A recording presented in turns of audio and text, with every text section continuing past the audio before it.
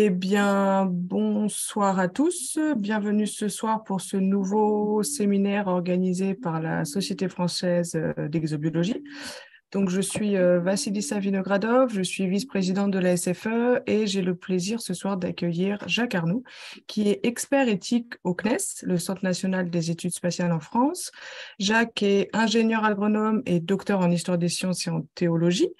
Et il s'intéresse aux relations entre la science et la religion, en particulier pour le vivant et son évolution sur Terre, et pour l'espace et sa conquête. Et l'année dernière, Jacques a écrit un livre intitulé Qui va là, qui nous a donné l'idée de l'inviter pour ce séminaire. Ce livre, vous pouvez le trouver aux éditions de l'Académie royale de Belgique, dans la collection Académie de Poche. Donc, il s'agit bien sûr des extraterrestres et de comment les aborder, entre guillemets, dans tous les sens du terme. Et c'est donc ce dont il va nous parler ce soir avec ce séminaire intitulé Qui va là, l'humanité face à l'extraterrestre. Juste une petite précision, pendant tout le temps du séminaire, nous vous demandons de bien garder coupés vos micros et vos caméras. Et si vous avez la moindre question qui vous vient, n'hésitez pas à l'écrire dans le chat et puis on fera une session de questions-réponses à la fin. Voilà, je vous remercie. Bon séminaire à tous. Jacques, je te laisse la parole. Eh bien, merci. D'abord, merci pour cette présentation. Merci surtout pour cette invitation à vous rejoindre aujourd'hui.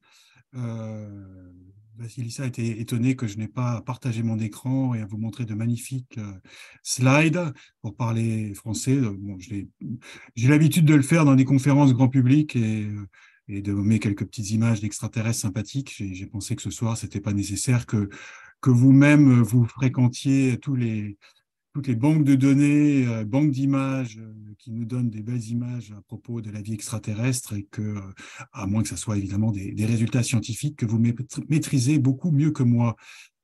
Juste en préambule, un petit clin d'œil, je viens de passer la journée avec le comité de pilotage du GEIPAN, donc c'est ce groupe d'études des ovnis qui appartient au CNES, et j'ai trouvé que le hasard, s'il existe, avait bien fait les choses, puisque dans la même journée, je suis passé des ovnis aux extraterrestres.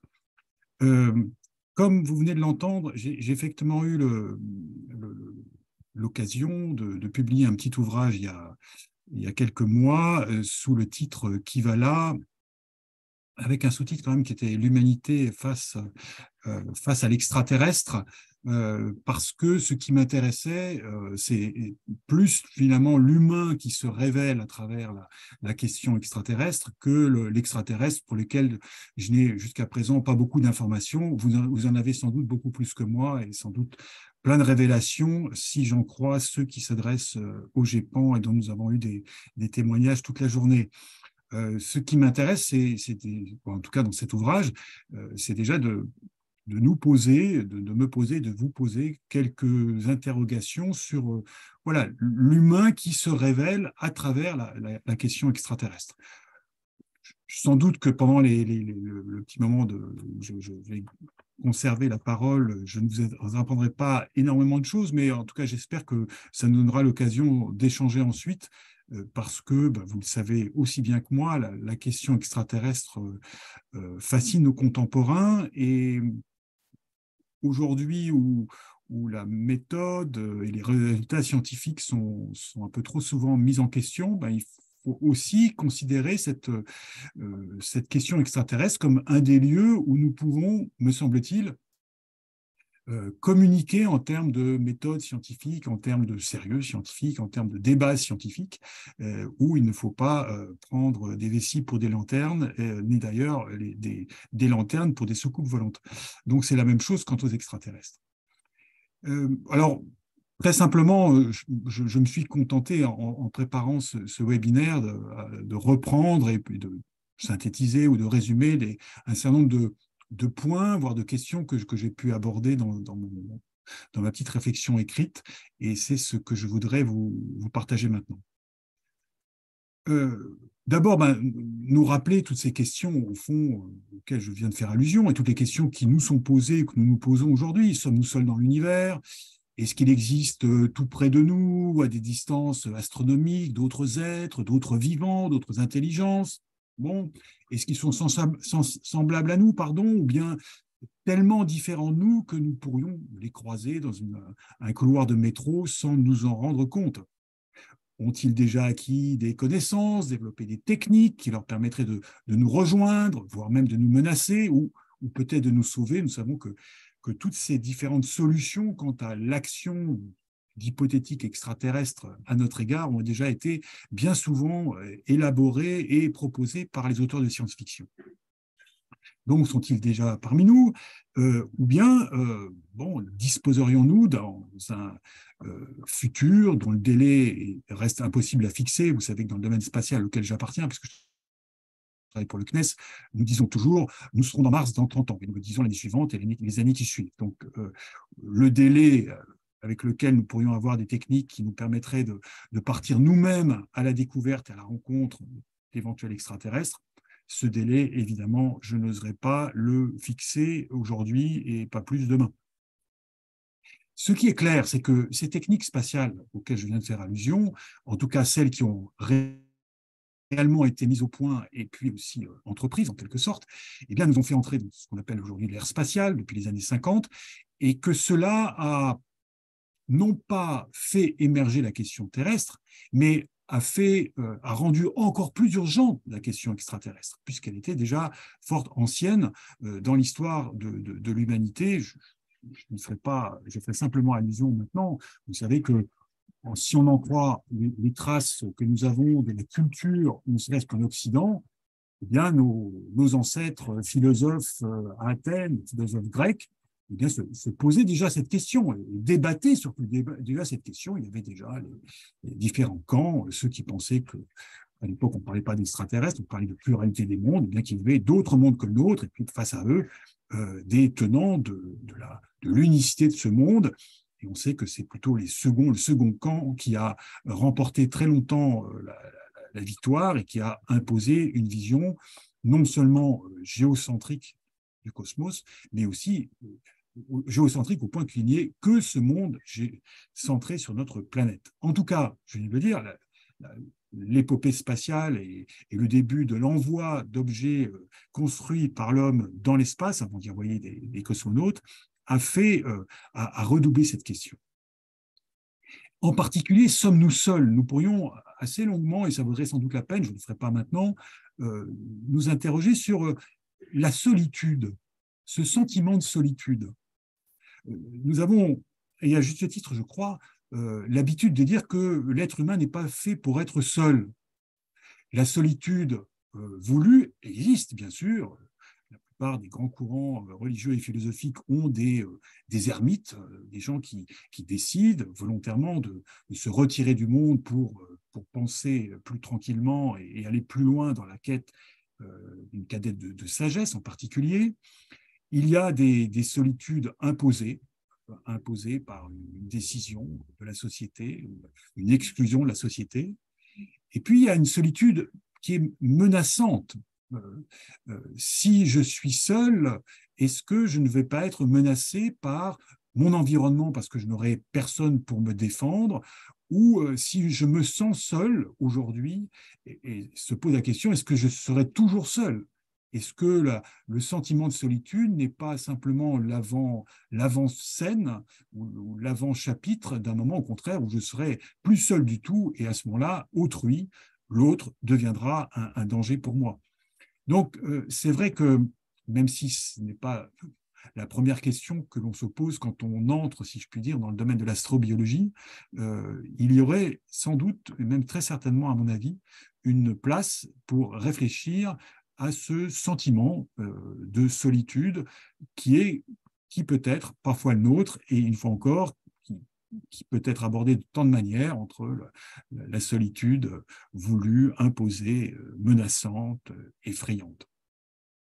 À propos du terme de solitude, j'ai bien aimé trouver deux citations en particulier qui expriment deux manières d'aborder cette question de la solitude, j'allais dire cosmique qui est aujourd'hui notre situation de fait, et ce que cette solitude a pu, voilà, la manière dont elle a sollicité l'imaginaire d'un auteur de science-fiction et d'un jeune auteur tout court. Je vais tout de suite vous en parler.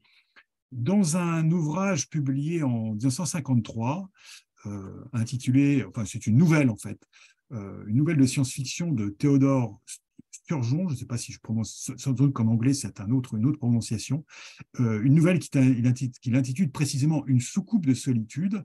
Eh bien, Sturgeon raconte l'histoire d'une jeune femme à qui un étrange petit vaisseau venu de l'espace est venu parler. Bien. Et elle refuse catégoriquement de partager voilà, à ses amis, à ses proches, à la société qui est autour d'elle, le message que lui a transmis ou offert ce petit vaisseau spatial qui a été vu par d'autres personnes, mais il ne s'est adressé qu'à cette jeune femme.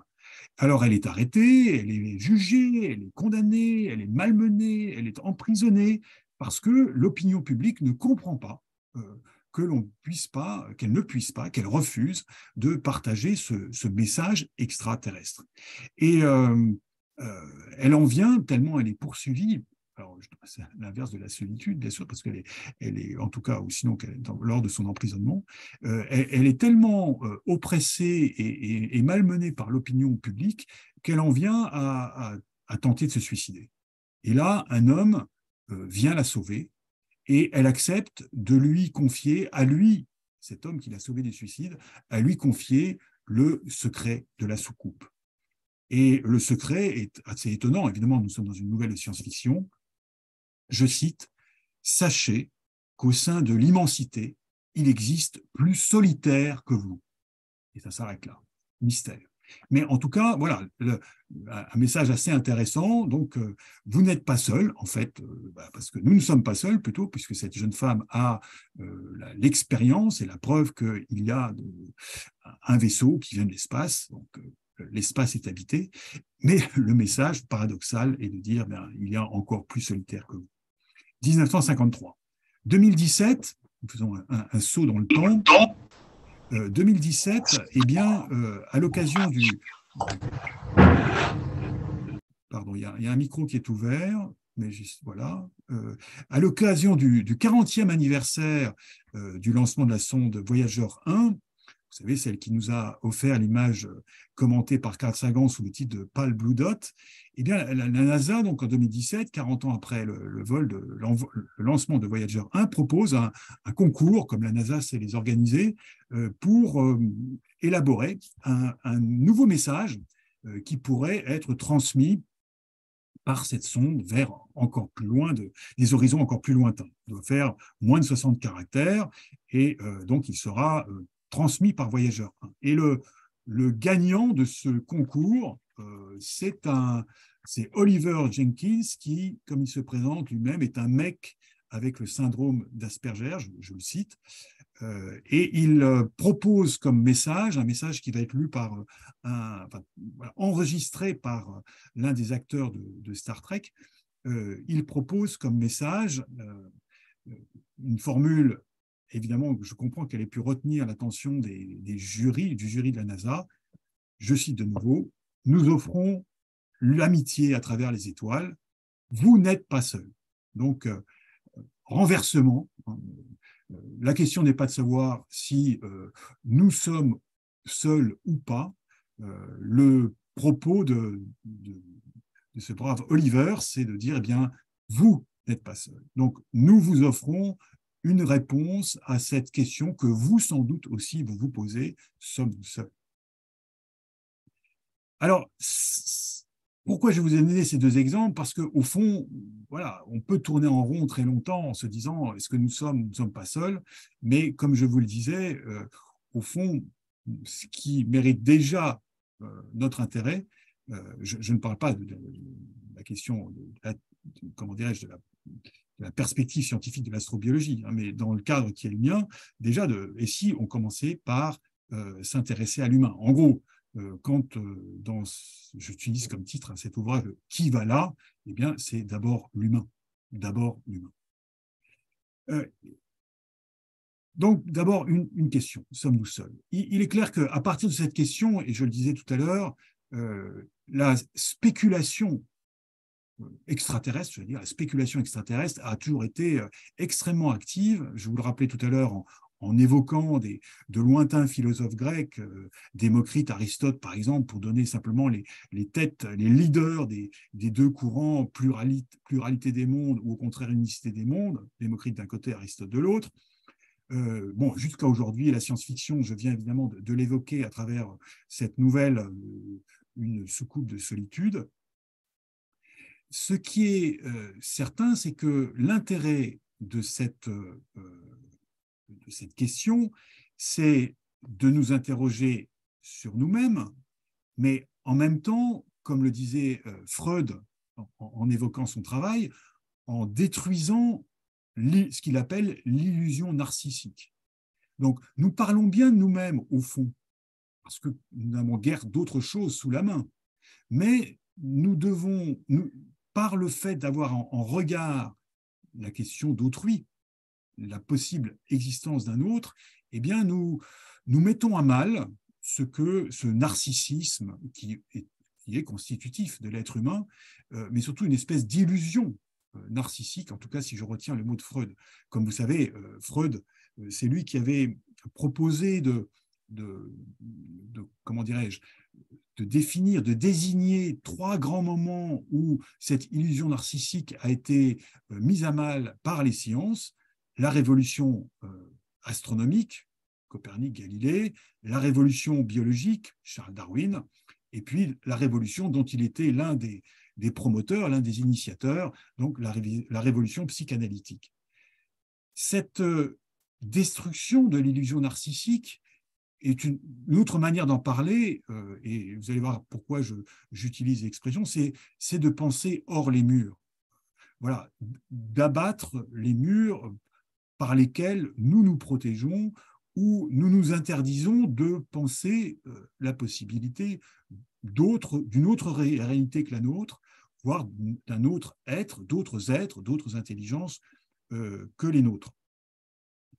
J'ai pris l'expression penser hors les murs parce que je fais là directement allusion à un auteur que nous connaissons tous, qui est Fontenelle, et dont nous savons tous qu'il est l'auteur d'Entretien sur la pluralité des mondes, donc ce très célèbre texte, cette conversation sur plusieurs soirées avec une charmante marquise, avec toute la courtoisie et la galanterie à la française dont Fontenelle était un magnifique représentant. Et voilà ce que Fontenelle écrit dans ses entretiens et ce qu'il dit à sa marquise. Blonde, précisait-il.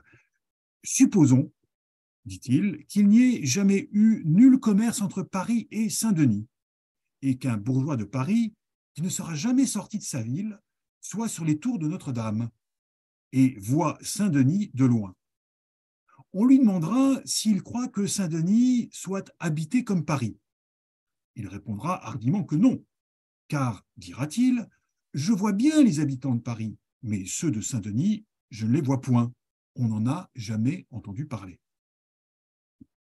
Il y aura quelqu'un qui lui représentera qu'à la vérité, quand on est sur les tours de Notre-Dame, on ne voit pas les habitants de Saint-Denis, mais que l'éloignement en est cause. Que tout ce qu'on peut voir de Saint-Denis ressemble fort à Paris, que Saint-Denis a des clochers, des maisons, des murailles, et qu'il pourrait bien ressembler à Paris par être habité. Tout cela ne gagnera rien sur mon bourgeois, écrit toujours Fontenelle. Il s'obstinera toujours à soutenir que Saint-Denis n'est point habité, puisqu'il n'y voit personne. Et Fontenelle de conclure, notre Saint-Denis, c'est la Lune, et chacun de nous est ce bourgeois de Paris qui n'est jamais sorti de sa ville. Je dirais, la manière dont Fontenelle écrit est assez superbe, est plus que charmante, et nous voyons bien qu'il va développer dans ses entretiens l'idée de la pluralité des mondes et de mondes habités, à partir de cet argument qu'il commente lui-même par la suite, et je le cite de nouveau, « Nous voulons juger de tout, et nous sommes toujours dans un mauvais point de vue. Nous voulons juger de nous, nous en sommes trop près. Nous voulons juger des autres, nous en sommes trop loin. Alors évidemment, si on en reste là, que devenons-nous? Est-il possible de bouger? On sera toujours trop près, on sera toujours trop loin, et de fait, nous savons bien que depuis l'époque où Fontenelle écrit ses entretiens, le monde, notre univers a pris une telle dimension que c'est de pire en pire et que nous sommes toujours beaucoup trop loin de tant de réalité que pouvons-nous juger? Qui pouvons-nous juger? Et puis, comme Fontenelle même jugeait de nous, nous sommes trop près. Alors, heureusement que Freud est là et qu'il nous explique que cette révolution astronomique, donc,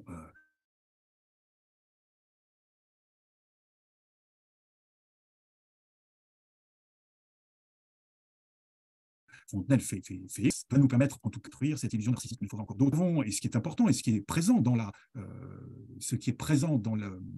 les propos de Fontenelle, c'est tout de même ce qu'on a appelé le principe copernicien, donc le fait qu'il n'y ait pas de point de vue privilégié dans l'univers. Et on comprend bien que quand il critique notre manière de juger, c'est un peu ça qu'il a en tête. Il n'a pas de point de vue privilégié, on est toujours ou trop près ou trop loin. En tout cas, nous ne sommes pas dans un point, nous ne possédons pas, nous ne pouvons pas prétendre à un point de vue privilégié. Principe cosmologique, qui est très important et qui correspond aussi évidemment à l'une des dimensions de la révolution astronomique du XVIIe siècle. L'univers est globalement homogène, il est isotrope, donc il mérite bien justement le mot d'univers, ce qui permet aussi pour Fontenelle d'argumenter, mais regardez, vu de loin, il y a tellement d'éléments semblables entre Paris et Saint-Denis que pourquoi n'y aurait-il pas d'habitants? Et nous savons bien que nous utilisons cet argument et ce principe cosmologique dans nos réflexions sur la vie extraterrestre. Et puis aussi, ce qui est lié à tout cela, parce que ces principes se croisent, le principe qu'on appelle de médiocrité, notre système solaire est un système banal parmi bien d'autres systèmes stellaires, ce que dit Fontenelle et ce que la suite de l'histoire nous répétera. Ces spéculations extraterrestres, vous le savez comme moi, il ne faut jamais l'oublier, ne se sont pas toujours passées dans l'agréable atmosphère d'une conversation galante ou celle un peu plus austère, on le reconnaîtra, d'un webinaire comme ce soir. Voilà, il y a eu des moments beaucoup plus dramatiques et je ne peux pas évidemment manquer de mentionner, même si c'est une affaire antérieure à Fontenelle, l'affaire Giordano Bruno. Vous savez, cet homme qui a un jour entendu cette condamnation à son égard, nous disons, prononçons, jugeons et déclarons que toi, Giordano Bruno, tu es un hérétique, impénitent, tenace et obstiné. Et cette condamnation va le mener quelques jours plus tard au milieu de la place Campo dei Fiori à Rome, où il va être brûlé. C'est comme ça que, écrira un des témoins, eh bien, Rome s'occupe de ceux qui prétendent qu'existe une pluralité des mondes et qu'autour qu'il n'y a pas qu'un seul soleil, mais une infinité de soleils, et qu'autour de chacun de ces soleils, il y a une infinité de planètes. En 1600, cela était déclaré hérétique, et quand on était en plus impénitent, tenace et obstiné, je répète le jugement, eh bien, on méritait le bûcher. Est-ce à dire que la question extraterrestre et la spéculation extraterrestre serait hérétique? Eh bien, ma réponse est oui. Je trouve que ça mériterait peut-être d'utiliser le terme d'hérétique. Alors évidemment, déclarer quelque chose ou quelqu'un hérétique, c'est s'engager dans une procédure juridique. Et Bruno en a été la victime. Il a finalement été déclaré hérétique. Il faut que pour ça, il y a comment dirais-je, le fait qu'un individu, une communauté d'individus comme Bruno, enfin c'est pas une communauté, en un individu, soutienne une opinion, une doctrine qui se trouve contraire aux idées communément reçues, hein, un dogme auquel on s'oppose. Et ce dogme va être défendu par une autorité compétente qui va instruire un procès et qui va prononcer un jugement. Mais vous savez comme moi que le mot d'hérétique, dans son étymologie, fait appel à, comment dirais-je, est moins tranchant ou moins brûlant pour utiliser des mots en jouant un peu sur les mots. D'abord, l'hérétique, c'est, si on en croit donc toujours l'étymologie, c'est celui qui exerce, qui met en œuvre sa capacité, son aptitude à choisir. Il choisit une idée, il choisit une conviction, il choisit une opinion plutôt qu'une autre. Et il se trouve que l'opinion qu'il choisit eh bien, est en opposition, comme je viens de dire, avec l'opinion officielle, avec la bonne opinion. Et l'image de l'hérétique, et en particulier celle que revendique Giordano Bruno, ou celle que l'on va revendiquer lorsque on fait référence à lui et à son combat et à sa triste fin, eh bien, l'hérétique apparaît comme un être à la pensée libre. On va parler ensuite de libre penseur, mais au-delà même des libres penseurs, un être à la pensée libre qui s'oppose, qui s'écarte d'un dogme et qui surtout s'oppose à toutes les formes de dogmatisme. Et c'est là que, pour moi, la question extraterrestre a quelque chose d'hérétique, parce qu'elle s'oppose à un certain nombre de dogmes ou d'évidences. Elle s'oppose au fait que de s'accrocher à des évidences, de s'accrocher à des points de vue, des opinions, à dire « je n'en bougerai plus ». Et je crois que vous auriez bien des exemples à me donner, beaucoup plus que ceux que je peux connaître, dans les domaines qui sont les vôtres, où depuis quelques dizaines d'années, depuis la naissance, l'émergence de ce domaine un peu, comment dirais-je, mosaïque, qu'est l'astrobiologie, eh bien des, peut-être pas des dogmes, mais des affirmations un peu péremptoires auxquelles nous tenions beaucoup ont été mises en cause. Et de ce point de vue-là, même si je n'ai évidemment pas dit que les astrobiologistes étaient tous des hérétiques, mais l'intérêt, la spéculation extraterrestre porte quelque chose qui relève pour moi de l'hérésie. Alors, si ça permet de faire avancer un peu la question, je suis prêt à défendre ce qualificatif, surtout, une fois encore, si ça permet de, voilà, non seulement de détruire, comme disait Freud, l'illusion narcissique, mais surtout de nous empêcher de nous accrocher à un certain nombre d'idées, comme la moule à son pieu, ou, suivant le propos d'un philosophe, comme l'ivrogne à son lampadaire. Parmi les nombreuses, je dirais, les sous-questions ou la manière dont se décline la spéculation extraterrestre, une question évidemment importante, c'est la question d'autrui, la question de l'autre. Alors, parmi vous, ce soir, en tout cas, je ne sais pas quelle est la part de biologistes, mais les biologistes le savent bien, et les autres aussi, la question d'autrui, sous une forme évidemment très j'allais dire très simple, très physico-chimico-biologique, se pose au fond à tous les organismes, et quelle que soit leur taille. C'est la question de savoir la réalité qui est en train de me heurter, de me toucher, de toucher mes limites cellulaires, organiques ou plus, eh bien, qui est-ce? Qui va là? Est-ce que c'est, bon, si ça fait encore partie de ce que l'on peut appeler mon identité, mon moi biologique, ok, je le reconnais tout de suite et il n'y a pas de problème. Mais si ce n'est pas le cas, qu'est-ce que je vais en faire? Quel type de réaction je vais devoir avoir, surtout si ma survie est en cause? Donc, la question de l'autre est une question d'abord de vie, une question biologique de vie et de survie. Cette question de l'autre, elle prend, dans le cas de l'humain, une dimension encore plus, comment dirais-je, plus vitale, parce qu'elle rejoint immédiatement une des capacités dont la nature nous a dotés, qui est notre capacité d'imagination.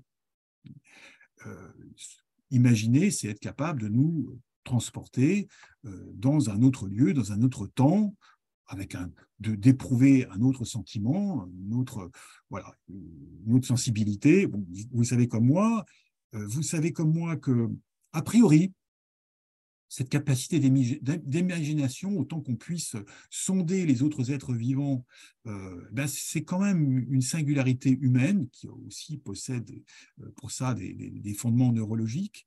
Et bref, nous serions pour l'instant les seuls, soyons un peu réducteurs et peut-être un peu fous, les seuls à pouvoir outrepasser les limites de l'ici et du maintenant, de l'espace du spatio-temporel immédiat. Et dès lors, l'autre prend une place encore plus importante. Je dis toujours, la question de l'autre, elle nous suit comme notre ombre. Nos premiers ancêtres, et quand je pense à ça, je pense toujours à une magnifique visite à la caverne de Totavel. Les hommes de Totavel devaient se dire, mais de l'autre côté de la montagne là, qui m'entoure, est-ce qu'il y a d'autres comme moi, d'autres que moi? Et qui sont-ils? Puis au fur et à mesure que nous avons repoussé nos limites de vie, de l'autre côté de la rivière, de l'autre côté du fleuve, de l'autre côté de ces grandes étendues d'eau qui vont devenir des océans, voilà, y a-t-il d'autres êtres humains? Et si nous rencontrions, qui va là? Et le jour, en tout cas à partir du moment où nous avons fait le tour de la planète et que nous pensions avoir rencontré toutes les formes d'altérité, en tout cas d'alter ego, d'autres moi-même, eh bien, la question de la pluralité des mondes, qui existait déjà depuis longtemps, a pris évidemment une dimension, une épaisseur encore plus grande, et d'où l'intérêt actuel, pas seulement pour l'astrobiologie, mais tout ce qui est autour de l'astrobiologie. Ça, c'est une question qui, évidemment, mérite un développement plus important parce que nous sommes évidemment tous conscients que la question d'autrui, aujourd'hui, ne se limite pas à la seule question extraterrestre, mais qu'il y a, malheureusement parfois aussi, parce que ça peut devenir dramatique, plein de lieux de nos sociétés où nous n'avons pas totalement réglé la question d'autrui, que nous sommes en détresse et que des êtres humains sont en détresse parce qu'ils ne sont pas nécessairement reconnus comme des alter ego de l'ensemble de l'humanité. En tout cas, cette question, pour toutes ces raisons-là, aussi bien que ce soit quand on la projette dans l'espace ou quand on la regarde simplement dans notre entourage, le plus immédiat ou éventuellement un peu plus lointain, c'est que cette question est proprement fascinante au sens où à la fois elle nous attire parce que notre curiosité nous attire vers l'autre et en même temps elle nous effraie parce que l'autre aussi peut prendre des traits où nous pouvons lui conférer par notre imagination des traits absolument effrayants, donc fascination. Une autre question qui appartient à cette spéculation extraterrestre, une question que vous traitez peut-être plus souvent que la question d'autrui, c'est évidemment la question de la vie. Alors, qu'est-ce que la vie? Vous savez bien qu'il y a aussi bien dans tous les rayons de nos bibliothèques, dans tous les départements de nos bibliothèques, cette question de la vie est traitée, bien sûr en sciences, mais pas seulement par des biologistes. Souvenez-vous, son nom m'échappe immédiatement, mais Schrödinger qui a écrit un ouvrage justement, Qu'est-ce que la vie? C'est aussi dans le domaine de la science-fiction, dans le domaine de la culture. Voilà, la vie est un sujet de fascination, lui aussi, pour tout esprit humain un peu curieux, un peu ouvert. J'aime bien le mot de Fontenelle, et après je ne citerai plus Fontenelle, mais il a aussi parlé de la vie, et je ne suis pas certain que ça soit dans ses entretiens, parce que je pense que c'était plutôt dans ses discours de galant homme ou de gentilhomme. Fontenelle disait ne prenez pas la vie au sérieux, de toute façon vous n'en sortirez pas vivant. Bon, on va laisser cette vision un peu, non pas macabre. Fontenelle est mort plus que centenaire, donc ça veut croire que sa sentence lui a porté chance, donc on peut peut-être la prendre au sérieux, la sentence, mais pas la vie si on suit son conseil. Vous connaissez aussi le célèbre mot souvent répété à ce propos d'Arthur Rimbaud, hein, la vraie vie est ailleurs. Bon, n'allons pas croire que Rimbaud faisait allusion à la vie extraterrestre. Il écrit ça en 1873, les canaux martiens, ça doit à peu près apparaître au même moment. Il ne faisait pas non plus allusion aux travaux de Charles Darwin. La vraie vie, c'était la question de sa propre vie, où il était à ce moment-là engagé dans une tumultueuse relation avec Paul Verlaine. En revanche, plus intéressant, et je voudrais rapidement le citer ici, à propos de la vie, c'est le propos de François Jacob, à la fin de son célèbre livre « La logique du vivant », donc publié en 1970. Et il a cette phrase que vous avez sans doute déjà entendue et peut-être même utilisée dans telle ou telle conférence.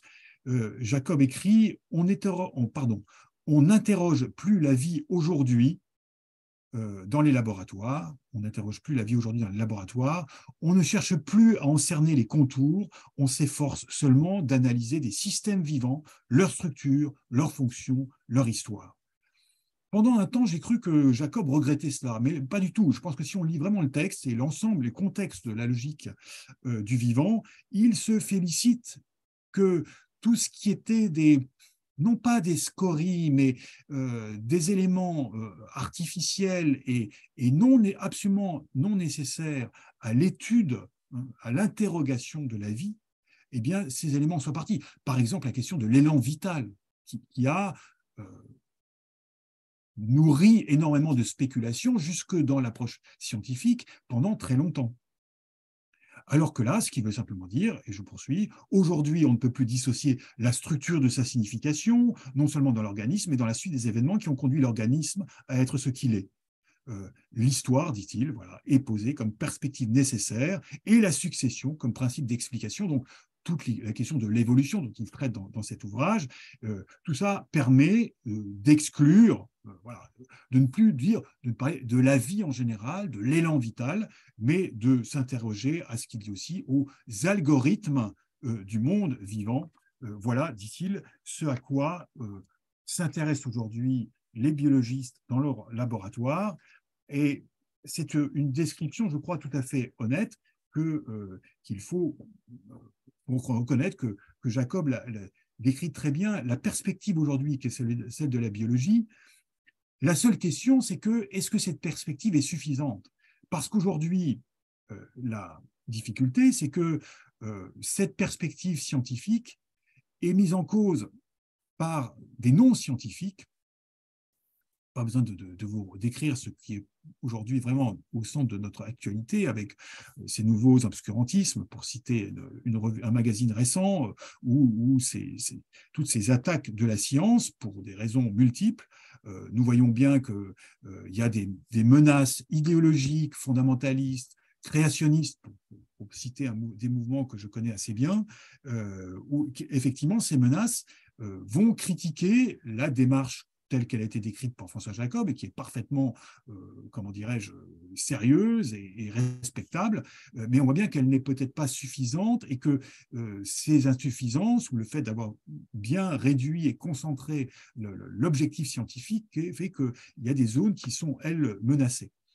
Et tout ça nécessite évidemment de reprendre un peu de hauteur et d'introduire ce que j'appellerais une réflexion philosophique pour pouvoir comprendre et faire comprendre à nos contemporains à la fois toute la démarche scientifique et puis aussi tout ce que la démarche scientifique, les endroits où la démarche scientifique bute. Et je pense en particulier, mais je ne ferai ici que l'évoquer parce que le temps tourne, la question du hasard, vaste question qui est traitée non seulement en biologie, mais aussi dans le domaine de la physique, et comme un récent prix Nobel nous l'a rappelé. Si on se pose des questions sur qu'est-ce que la vie, et donc c'est un immense sujet, et là je le répète, qui mérite vraiment que nous y portions une réelle attention, parce que ce n'est pas seulement un enjeu philosophique pour quelques tours d'ivoire et quelques salons philosophiques, ou même café science ou café philo, c'est des questions d'enjeux de la place de la science dans nos sociétés. Une autre question, et qui est particulièrement présente dans l'astrobiologie, c'est évidemment la question des frontières. Elle avait déjà été posée par quelqu'un qui se posait des questions d'extraterrestres, qui était James Lovelock. Vous connaissez qui est James Lovelock, parce qu'il est décédé très récemment, et je crois qu'il a dépassé le siècle, comme Fontenelle. Et dans son idée de Gaïa, c'était évidemment la question de est-ce qu'il ne faudrait pas considérer la Terre comme un organisme vivant? Donc, une manière de poser la question des frontières, je dirais, à l'intérieur même de notre petite sphère terrestre, avec toutes les critiques et tout le débat qu'il peut y avoir autour de Gaïa, mais plus largement de revenir aussi dans une question qui est très présente dans le dossier pluralité des mondes, c'est la question de la plénitude. Au nom de l'idée que la réalité doit être pleine, c'est-à-dire doit avoir tenté toutes les possibilités, doit occuper toutes les possibilités, donc l'idée de plénitude qui est très présente dans la philosophie depuis très longtemps, eh bien, au nom de cette plénitude, certains vont pouvoir dire il est donc absolument évident que d'autres mondes existent et que ces mondes occupent, abritent des êtres vivants. Donc, il n'y a rien d'inutile. Si, par exemple, pour utiliser un argument qui a souvent été présent, si nous détectons de l'atmosphère autour d'une planète, il y a nécessairement des êtres vivants parce que cette atmosphère n'est pas là pour rien. Un principe de plénitude. Et c'est un principe, une fois encore, qui est très présent dans la philosophie, depuis Platon, en passant par Thomas d'Aquin, Giordano Bruno lui-même, qu'on citait tout à l'heure, mais aussi Kant ou Leibniz. Et d'une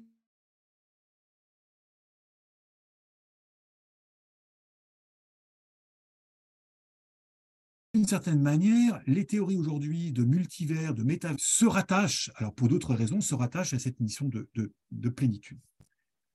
Je consacrerai les quelques minutes qui me restent à poser ou à donner des éléments de réponse ou à évoquer une dernière question qui est et si demain? Oui, je crois que moi j'ai perdu un instant, mais apparemment, moi, je n'ai plus de... voilà, je continue. Alors, je ne sais pas où là, c'est peut-être mon... Je ne peux rien faire contre l'instabilité de ma connexion, j'en suis désolé. J'espère que c'est revenu correct.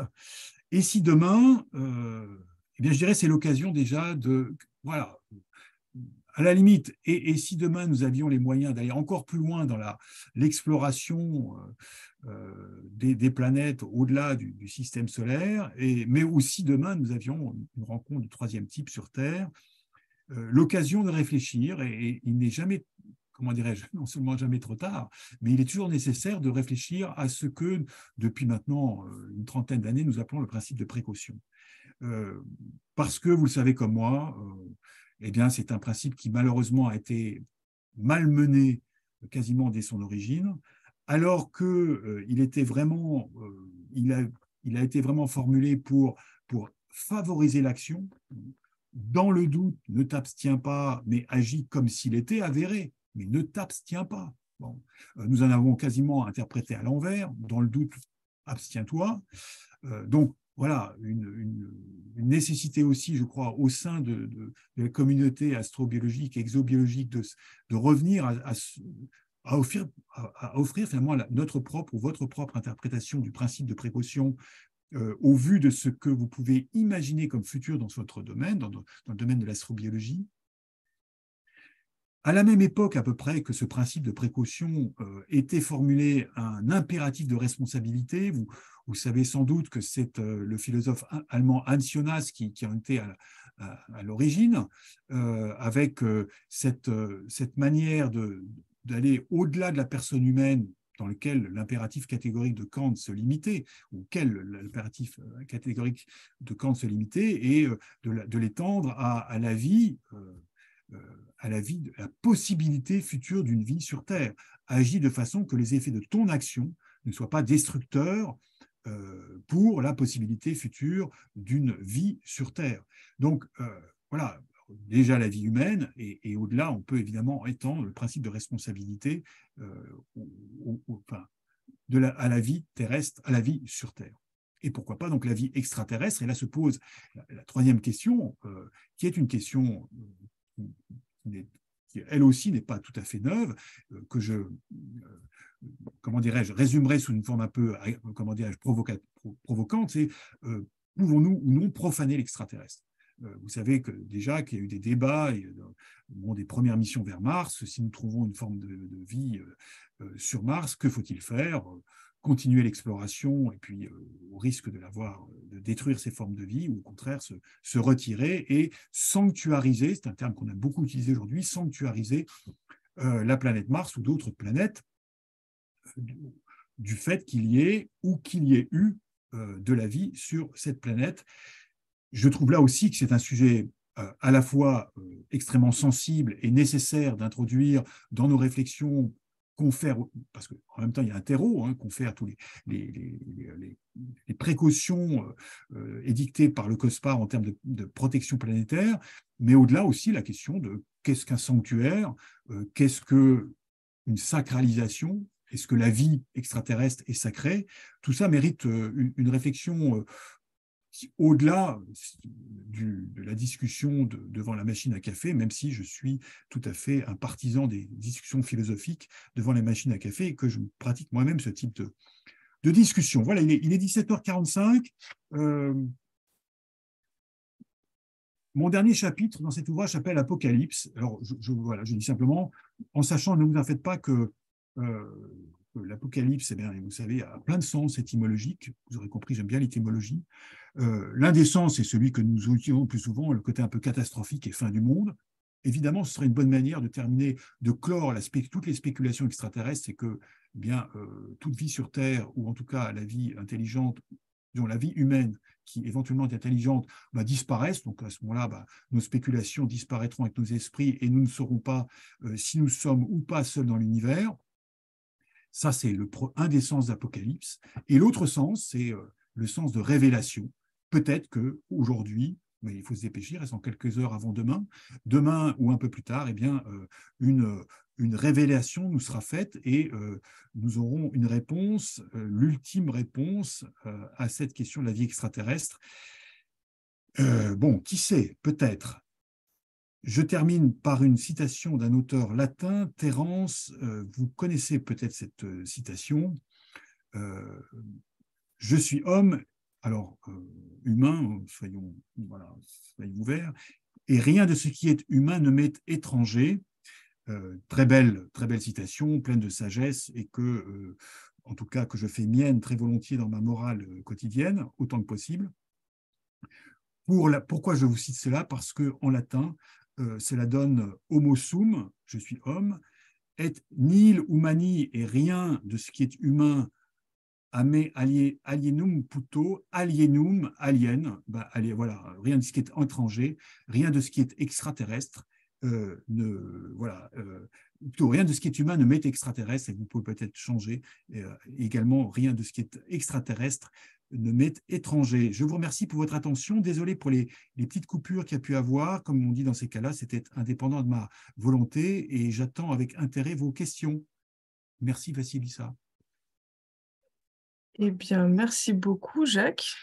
Je pense que ceux qui ont suivi jusqu'à la fin sont comme moi fascinés par ces interrogations, ces questions et la philosophie que vous en tirez. Alors, je pense qu'on peut passer un peu à une session questions. Je vois qu'il y a une question dans le chat.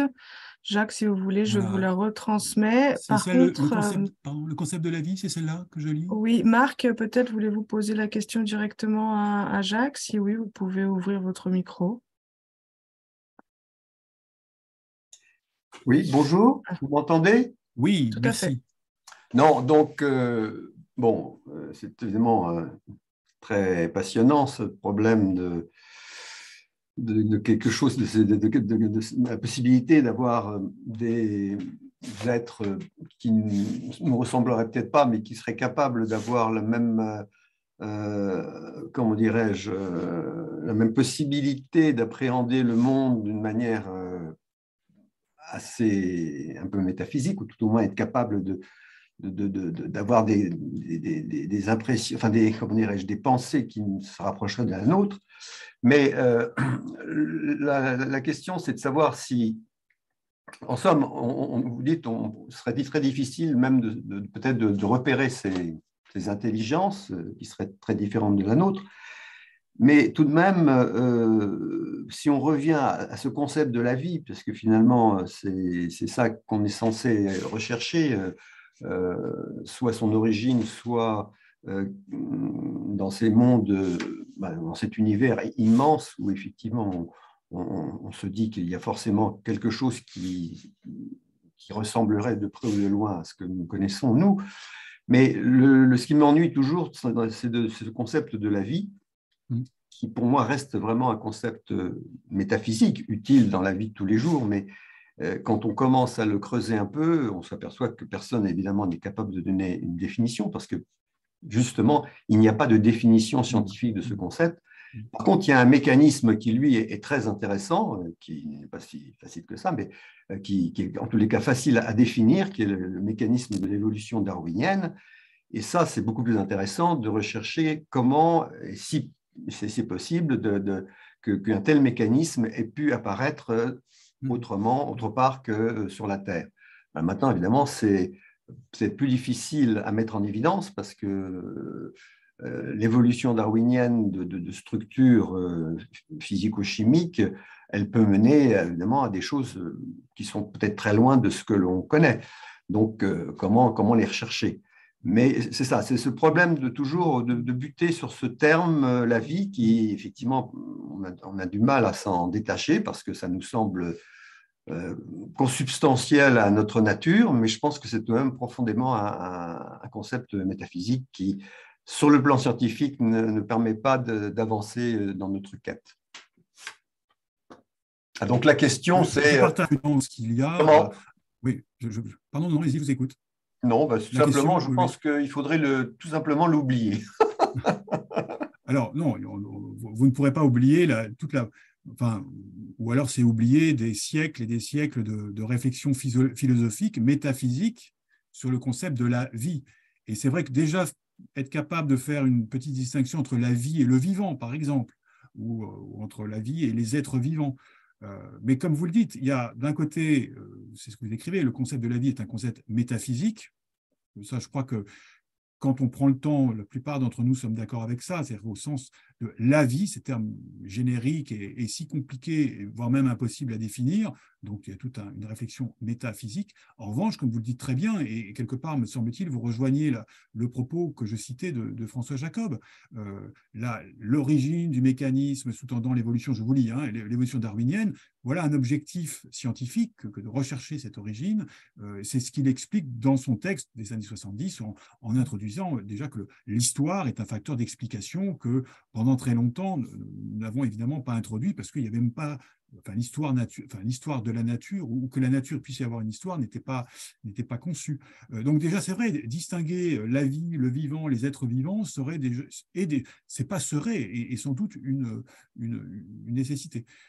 Après, c'est pour ça que je parlais de ça, c'est que par facilité, nous aimons bien dire, voilà, qu'est-ce que la vie, hein, Schrödinger, c'est le titre de son ouvrage.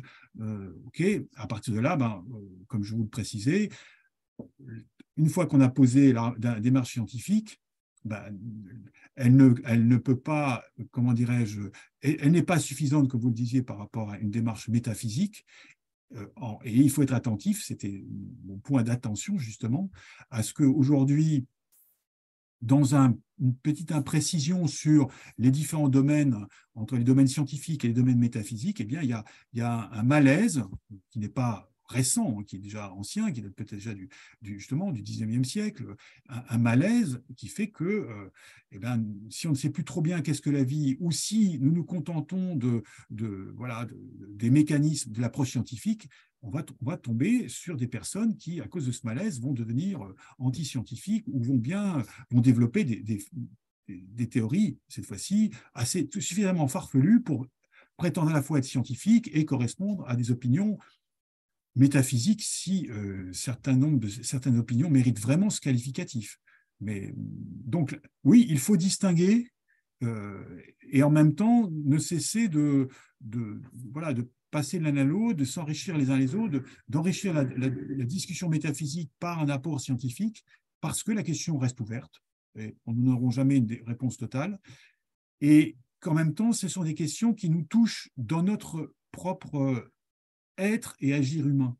En vous écoutant, je notais comme ça pour ne pas oublier une de mes références, on a chacun nos références dans le monde de la pensée, est René Dubos, qui, en plus d'être un microbiologiste et un agronome comme moi dans sa formation, a écrit un ouvrage qui s'appelle « Choisir d'être humain ». Et il montre comment, être humain, ce n'est pas quelque chose qui est inscrit sur une tablette scientifique, dans des gènes ou je ne sais trop quoi. C'est aussi toute une démarche, justement, non seulement physique, mais aussi métaphysique. Et je pense que la question de qu'est-ce que la vie s'inscrit bien dans ce que lui appelait sa démarche de choisir d'être humain, qui au final peut aussi déboucher dans la question de morale, bien sûr. Il y a une main levée, me semble-t-il. Oui, oui, oui. Merci Marc. C'est Cyril qui a une main levée. Cyril, tu peux prendre la parole.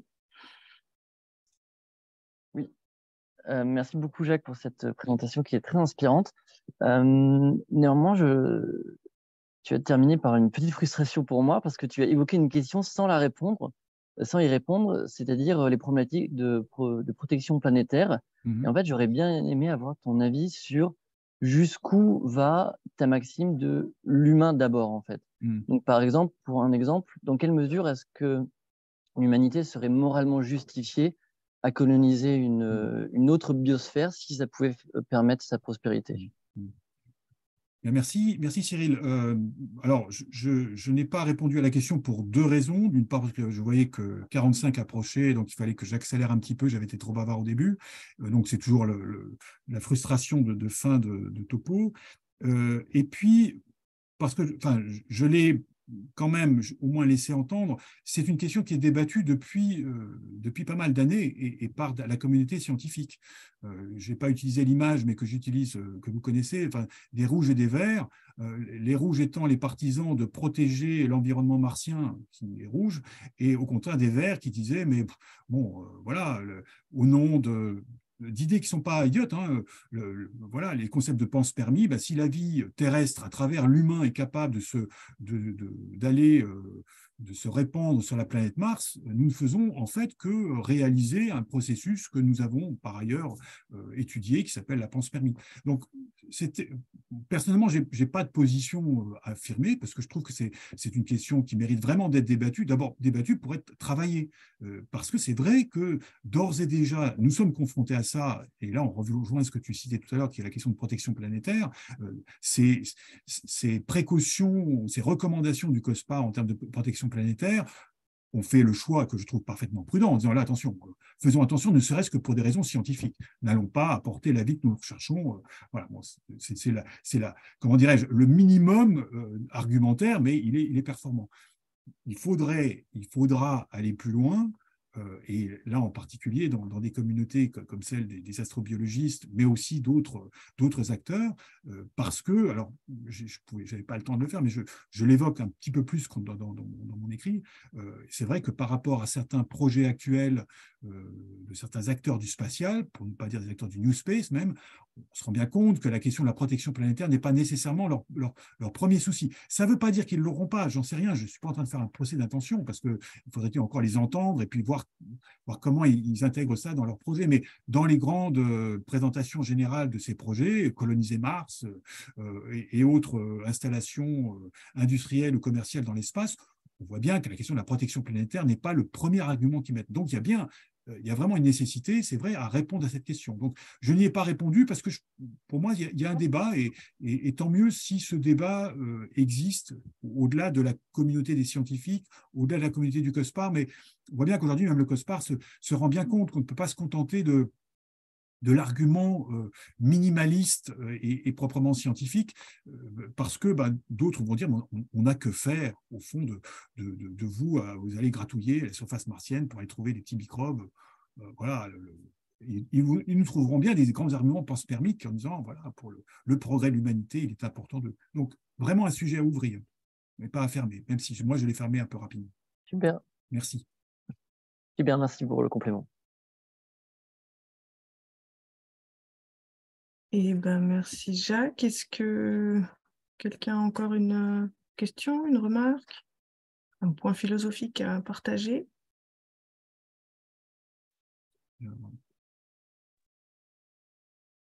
Ah, il y a une question dans le chat, mais on ne sait pas qui c'est. Oui, Charles Genoudou.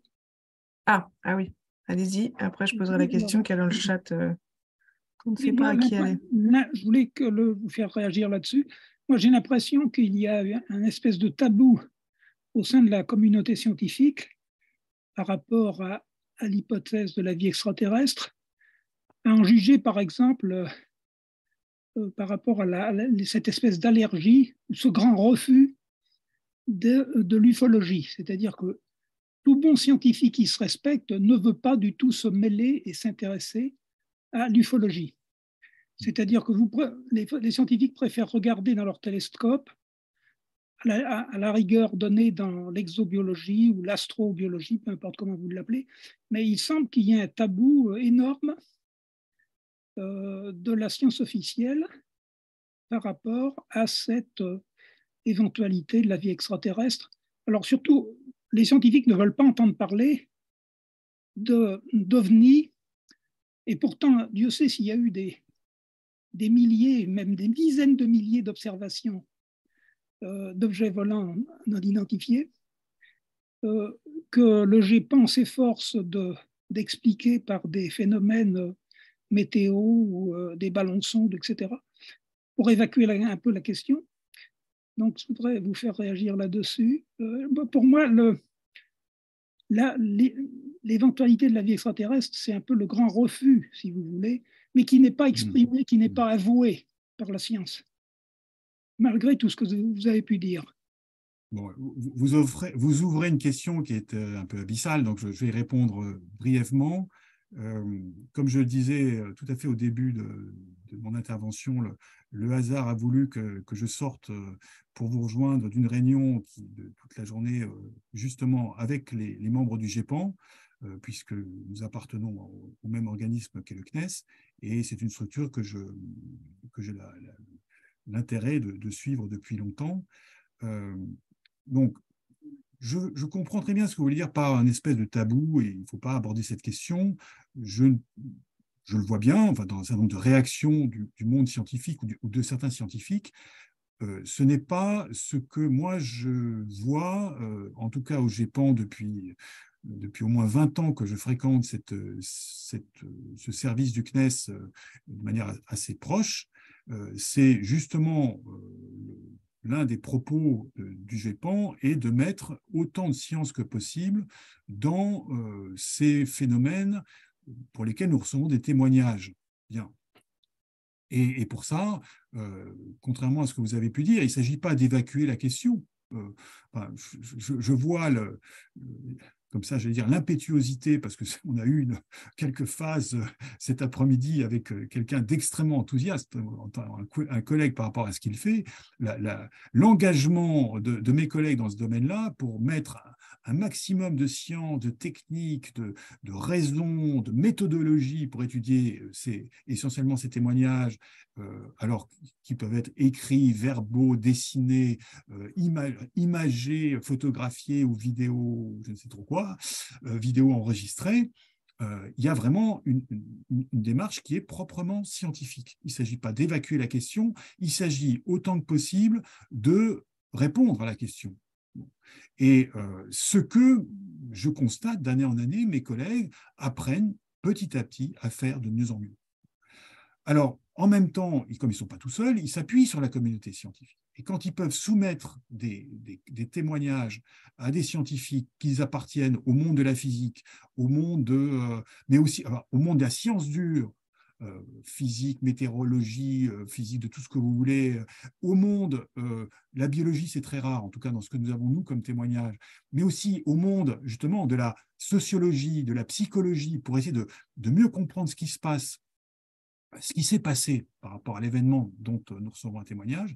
Moi je dis qu'il y a de la science qui se fait. Alors, on peut toujours trouver qu'il n'y en a pas assez. Ça, c'est normal, il n'y en aura jamais assez. Mais c'est vrai qu'à l'extérieur, il peut y avoir effectivement des positions assez sévères pour dire « je ne veux pas m'occuper des ovnis » parce qu'il y a ce risque de confusion avec les questions extraterrestres. Alors, la défense, si je puis dire, du CNES quand on est interrogé, pour ne pas dire attaqué sur ce point-là, c'est de dire que, je ne dis pas au même étage, mais dans le même organisme, un certain nombre d'entre nous sommes engagés ou sont engagés dans les questions des ovnis, des PAN, et d'autres sont engagés dans un domaine qui est plutôt le vôtre, l'astrobiologie. Donc nous prenons au sérieux, autant que nous pouvons le faire, ces deux questions, mais aujourd'hui, déjà venant de votre domaine de l'astrobiologie, il n'y a aucun élément qui nous permette d'utiliser la solution extraterrestre comme pour résoudre des questions qui nous sont posées par les ovnis. Il faut quand même poser cette question-là, enfin, admettre cet aspect-là. Bon. On pourrait en discuter plus et je m'arrêterai là, mais je dirais simplement que je comprends que pour certaines personnes, le tabou soit nécessaire parce qu'il y a une telle confusion dans l'esprit des gens que si on ne met pas un frein un peu net, nous avons droit à des questions qui partent dans tous les sens. Pour autant, je ne dirais pas que ce tabou est tellement puissant qu'on n'applique pas du tout la science dans ce domaine-là. Ce n'est pas vrai, puisque des équipes, et en tout cas je suis très proche d'une d'entre elles, utilisent, sollicitent les travaux scientifiques pour pouvoir répondre à ce que nous appelons aujourd'hui des témoignages liés au pan.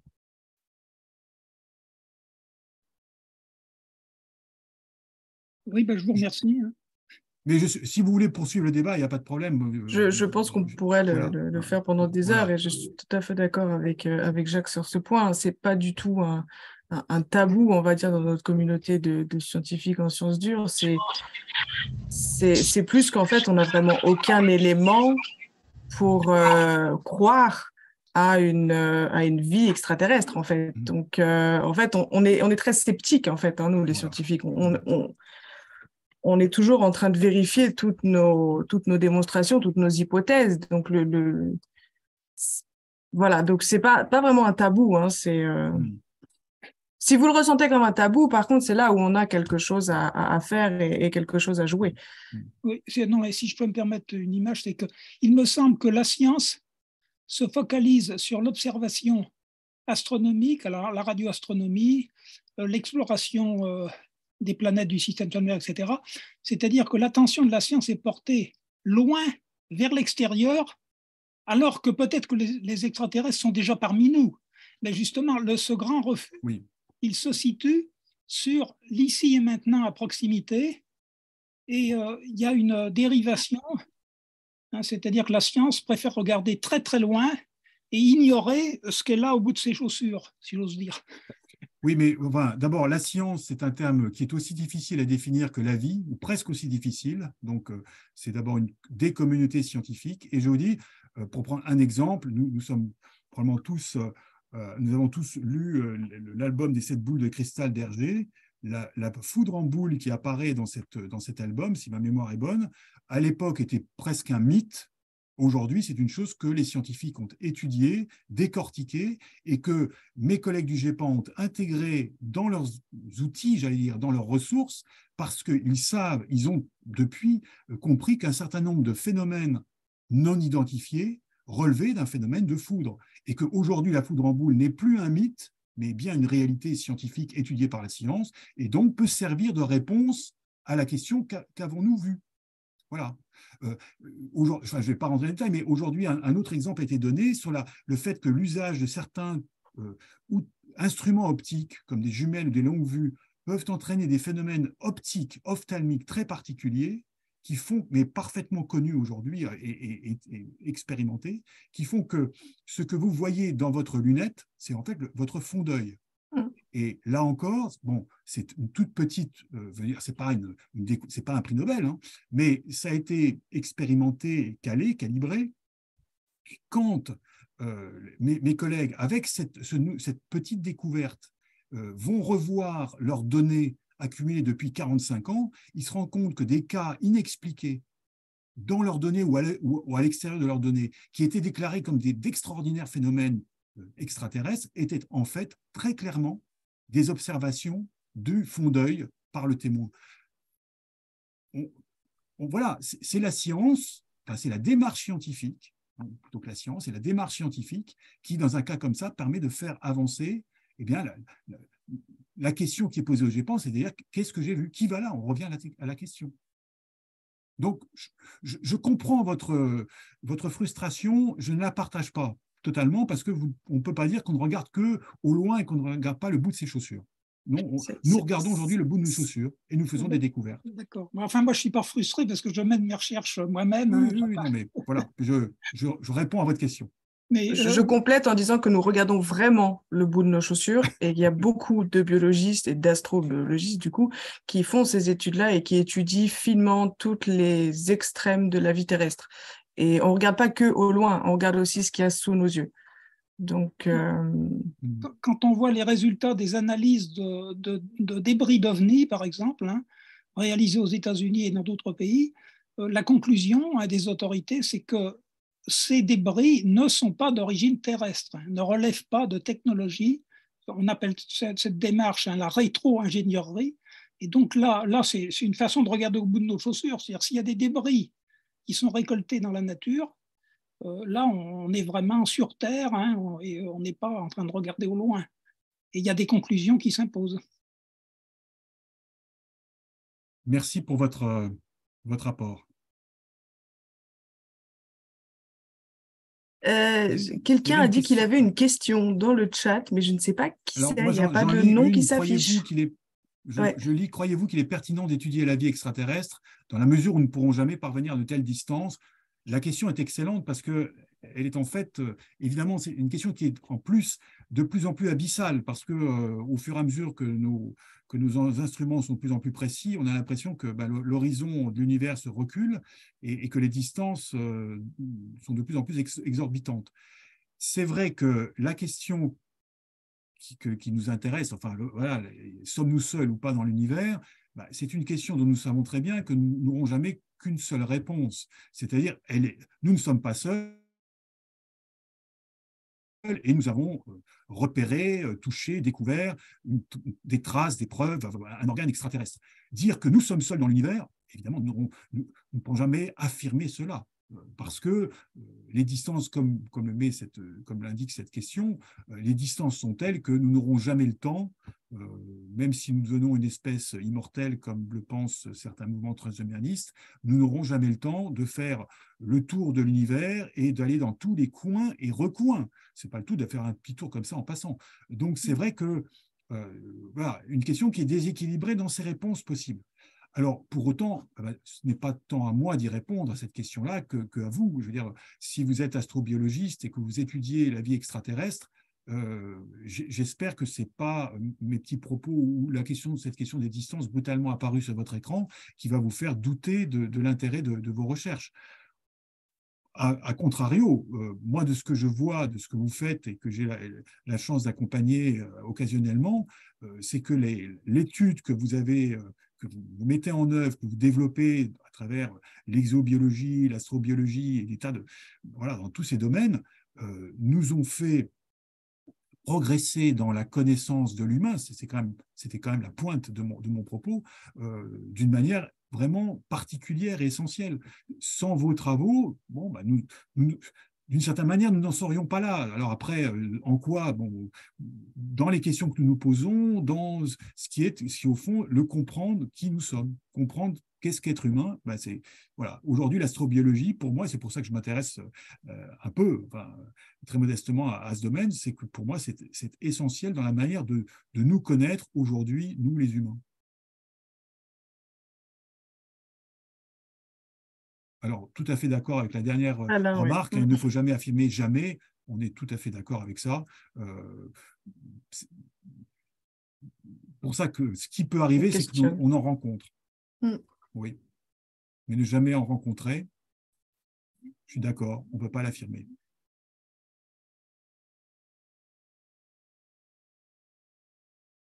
Toutes ces questions au niveau de la distance ou au niveau du fait que on doit éventuellement avoir déjà des extraterrestres parmi nous, ça me fait toujours penser à ce spectacle, mais qui est aussi très, très, très bien documenté d'Alexandre Astier, qui s'appelle l'Exoconférence. Je pense que Jacques, vous l'avez vu. Moi, d'un point de vue scientifique, quand je l'ai regardé, je me suis dit, bon, alors, quelles vont être les incohérences et un peu les simplicités, voire les bêtises qui sont montrées, mais en fait, pas du tout. Et il s'est énormément documenté et il est très, très bien... très bien fait, donc je vous le conseille si vous l'avez pas vu. Est-ce que quelqu'un a une autre remarque dans l'Assemblée? Juste une information très courte par rapport aux distances. Je vous signale que l'ancien chercheur du CNRS, Jean-Pierre Petit, a développé un modèle qui s'appelle le modèle Janus. Et c'est une théorie qui explique que la vitesse peut être augmentée d'un rapport de 1000, c'est-à-dire qu'on pourrait voyager en passant par un univers jumeau d'une autre. Vous l'avez dit, c'est une théorie. C'est une théorie, mais qui est intéressante à considérer parce qu'il y a 17 points de vérification au niveau des observables. Donc, ce n'est pas négligeable. Alors que beaucoup de théories scientifiques n'ont aucun observable. Voilà, le modèle Janus est intéressant à considérer. Hein. Oui, non, mais voilà, après... Vous connaissez certainement. Mais on n'est pas contre. Hein. Oui, vous montrez les extraterrestres. Moi non plus.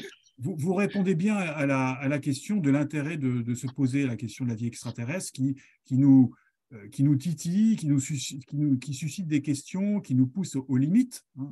On ne sait pas si la vie a des frontières ou pas, mais en tout cas, en termes de science, c'est une question qui reste tellement ouverte et ouverte dans tellement de directions. C'est comme ça qu'il faut l'apprendre, me semble-t-il, au moins au minimum. C'est-à-dire vraiment comme une... Vous avez vu, c'est pour ça que j'ai mis un peu comme leitmotiv des questions, hein, des spéculations, des questionnements. Et fort peu de réponses, ou en tout cas des réponses qui se construisent et qui se déconstruisent ou se contredisent. Et vous savez bien que ce n'est rien d'autre que le processus scientifique. Et dans ce sens-là, ce n'est pas non plus étonnant que cette question de la vie extraterrestre, qui s'appelait auparavant la pluralité des mondes, finalement a accompagné et continue à accompagner l'humanité dans toute sa réflexion, dans toutes ses réflexions culturelles, parce que ce n'est pas seulement quelques individus, ni quelques époques ou quelques cultures.